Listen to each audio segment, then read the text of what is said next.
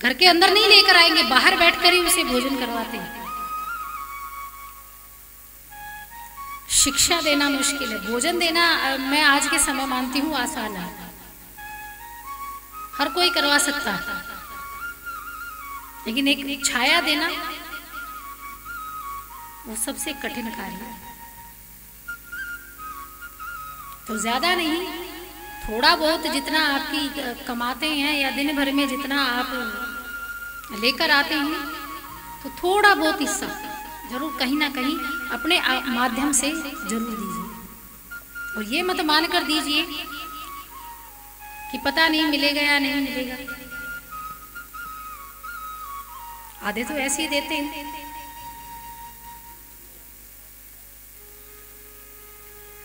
लेकिन इस दरबार में अगर कोई देता है तो ठाकुर जी उसका 4 गुना देते हैं। वो किसी का उपकार नहीं देते। धरती हो, आकाश हो, सूर्य हो, वायु हो, अग्नि हो, आप उसी से सीख लीजिए। वही धरती है, जब उस धरती पर एक दाना डाल देते हैं तो बदले में कितने मिलते हैं? 100 दाने मिल जाते हैं ना। जब गेहूं बोए जाते हैं तो दाने को बिखेरा जाता है। जब बोए जाते हैं तो ये नहीं देखते कि सीधा पड़ा या उल्टा पड़ा, और ये पक्का विश्वास है कि इसके बदले में 100 से 200 जरूर मिल जाएंगे। तो उपकार रखा आपका भगवान ने? नहीं रखा। वही सूर्य का प्रकाश है, कितना बड़ा देश है, कितने बड़ी पृथ्वी है, सब पर समान रूप से बिखेरता है। कभी छोटे बड़े को नहीं देखता, ना जाति पाति को देखता, उसमें कोई भेदभाव नहीं। अभेदवादी होकर, निष्पक्ष होकर सबको प्रदान करता है। वही वायु है जो शीतल रूप से बहती है, जो कभी भी ऊंच नीच नहीं देखती। तो इसके महत्व को समझिए और उस आनंद को प्राप्त कीजिए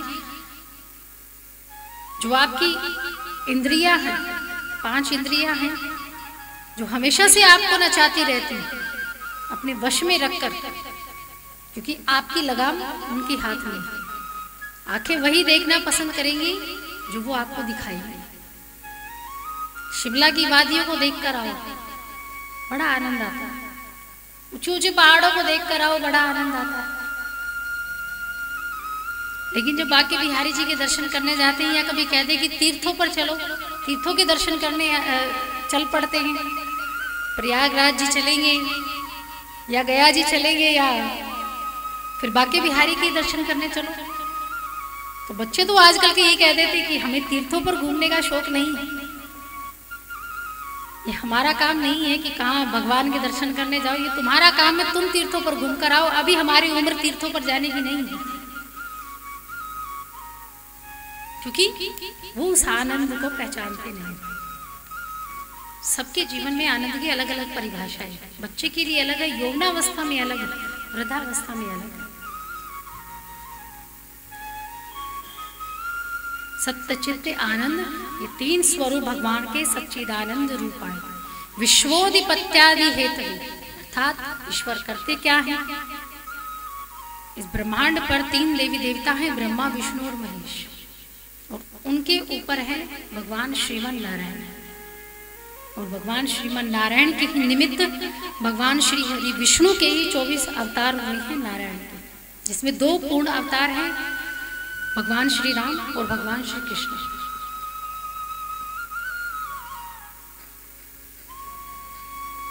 भगवान श्री हरि और ब्रह्मा जी का कार्य है सृष्टि की रचना करना, भगवान श्री हरि का कार्य है उसका पालन करना, और महादेव जी का कार्य है संहार करना, मृत्यु को देना।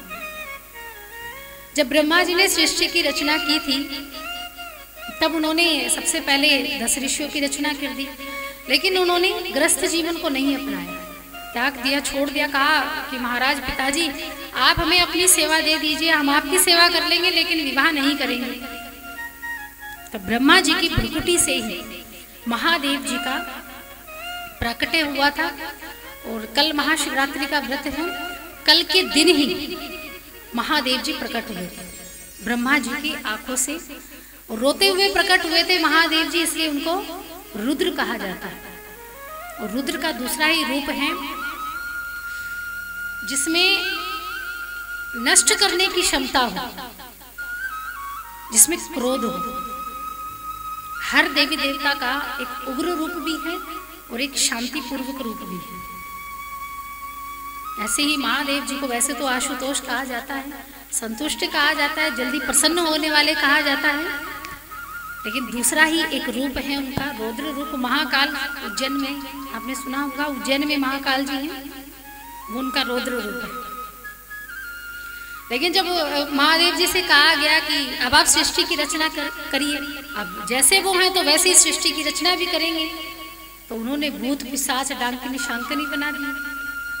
तब ब्रह्मा जी ने हाथ जोड़ लिए कि महाराज आप तो इस कार्य को रोक दीजिए। अब भूत पिशाच घरों में रहने लगे तो मानव सृष्टि फिर कहां से आए। और कल के दिन ही इस रौद्र रूप रोते हुए महादेव जी का प्राकट्य हुआ था, और दूसरा ही स्वरूप महादेव जी का इसी दिन जन्म के समय ही महादेव जी ने अपना विवाह भी तय किया था। और ये होता है ना कि जन्मदिन जिस दिन खास हो तो उस दिन हम कुछ ना कुछ विशेष करने की कोशिश करते हैं। तो महादेव जी ने भी ऐसे ही तय किया था कि जिस दिन हमारा जन्म हुआ उसी दिन हम माँ गौरी से विवाह करेंगे। और कल के ही दिन माता गौरी के साथ उनका विवाह भी हुआ था। इसलिए महाशिवरात्रि का व्रत भी आप सभी को करते हैं, बड़े उपलक्ष्य और धूमधाम से मनाते हैं, व्रत रखते हैं, अनुष्ठान करते हैं और दान देते हैं। इस दिन दान का विशेष महत्व होता है। आप खाने योग्य, पीने योग्य, पहनने योग्य कोई भी वस्तु दान कीजिएगा कल के समय विशेष तौर से, और विशेष दिन पर तो जरूर करनी चाहिए।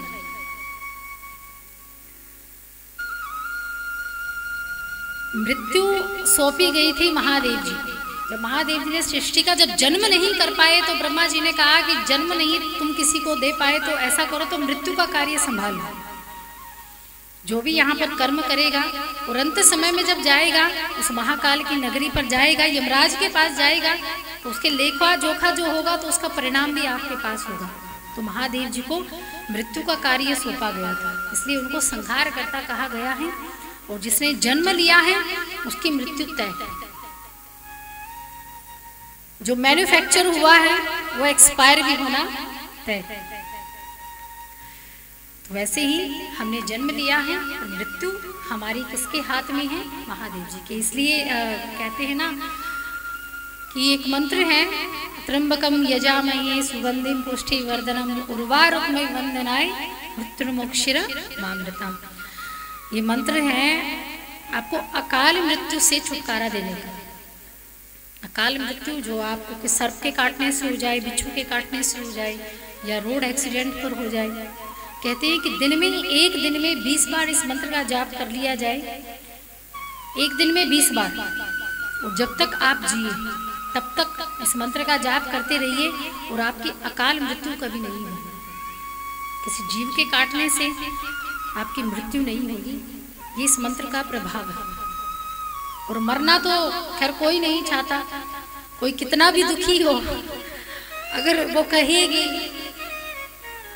प्रभु मुझे उठा ले, मुझे उठा ले, और सच में प्रभु उठाने के लिए आ जाए तो अरे प्रभु हम तो मजाक कर रहे थे, आप सच में आ गए। लेकिन ये अपरिहार्य है, ये आनी है। एक बार एक व्यक्ति था, महादेव जी, अब उस व्यक्ति की ज्यादा उम्र नहीं थी, 35 से 40 साल ही हुए थे। अब वो रात को सो रहे थे। अब रात में यमराज जी, अब दिन हो या रात हो, अब मृत्यु ये थोड़ी ना देखती है, समय तो वो देखती नहीं, कब कहाँ और कैसे। ये मृत्यु के 3 चरण हैं, ये कभी बताकर नहीं आएगी कि अब मैं आने वाली हूँ। व्यक्ति रात को निद्रा में था और यमराज जी पधार गए। अब ऊपर से चिट्ठा वगैरह बांध कर लाए। अब जिसकी मृत्यु पहले, जिसकी डायरी में पहला नाम होगा उसी के पास जाएंगे। अब उस व्यक्ति का पहला नाम था। अब उसके पास गए, उसको कहा कि भाई उठ। बोले क्या हुआ? बोले मैं यमराज। अच्छा क्या करने आए? हम तुम्हें लेने आए हैं। चलो। लेने आए हो इतनी जल्दी? अभी मेरी उम्र क्या हुई है? अभी तो मेरा विवाह हुआ है, अभी छोटे छोटे बच्चे हैं, इतनी जल्दी कैसे लेकर जा सकते हो? बोले हम कुछ नहीं कर सकते, महादेव जी का आदेश था, तुम्हारा पहला नंबर था, हम तुम्हें लेने आ गए, सो चलो।